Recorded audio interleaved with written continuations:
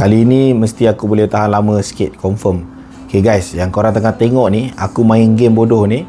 Game ni bukannya aku main dekat konsol game ke apa, tak. Ini mati dah. Ini aku pakai casing earphone tu. Semestinya lah pada casing dia ni ada macam-macam setting lah kau boleh buat. Ikut kau lah nak buat apa.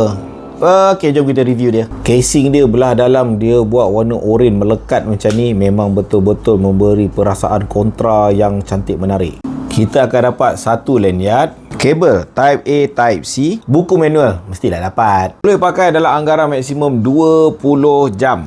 Pada mata aku pun, design body dia ni memang cantik-cantik rap-rap. IPX5 waterproof bermaksud boleh kena hujan. Tapi yang ini mungkin bukan semualah boleh kena hujan.